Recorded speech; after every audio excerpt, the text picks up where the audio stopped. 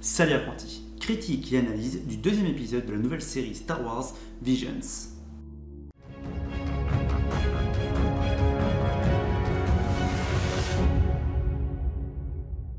Deuxième épisode de la série Star Wars Visions. Le titre est Tatooine Rhapsody. Bon, je dis deuxième épisode, mais réellement, tu peux regarder les épisodes dans n'importe quel ordre, vu qu'ils n'ont strictement aucun lien entre eux, mis à part le fait de se passer dans l'univers Star Wars. Si tu cherches un épisode sympa, eh bien passe ton chemin. Graphiquement, l'épisode est très coloré, mais les dessins sont peu détaillés et les personnages sont à la limite du SD. Tu sais, petits avec une grosse tête. On a du mal à savoir si les personnages sont des enfants ou des adultes. À part quelques détails, je n'ai pas eu l'impression d'être dans l'univers Star Wars. Au niveau du son, c'est basique, rien de spécial, même pour ce qui est le cœur de l'histoire. J'ai vraiment eu l'impression d'être devant un manga pour jeunes enfants. La série Rebels, qui est souvent à tort considérée comme plus pour les enfants, est d'un niveau au-dessus et pas qu'un peu. Je l'ai bien mentionné lors du premier épisode, c'est la liste des autres animes produits au moins en partie par les studios d'animation. Pour Kamikaze Douga, on peut noter leur participation aux animes JoJo's Bizarre Adventures.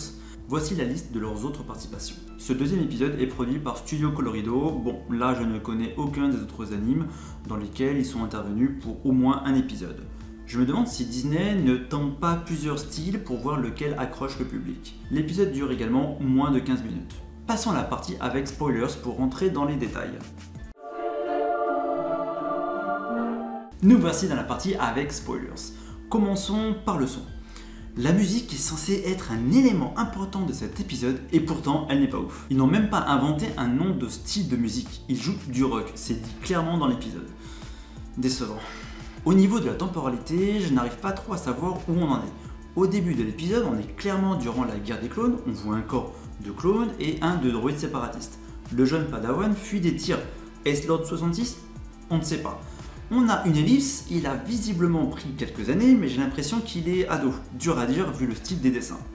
Mais on voit débarquer Boba Fett en armure mandalorienne. Boba est censé avoir 13 ans lors de l'ordre 66 et durant la série The Bad Batch pour info. Pour le haut musicien, on ne sait pas pourquoi Jabba lui en veut au point de l'exécuter en public. Ce n'est pas trop leur truc aux Hutt de laver leur linge sale en public. Faut-il aussi parler des bras démesurément longs pour un Hutt ?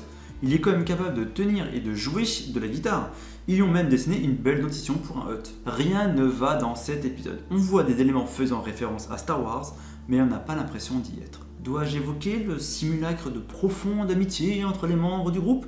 Mais on ne montre aucune image pour consolider cette notion. Abonne-toi, mets un commentaire, un pouce bleu et partage la vidéo.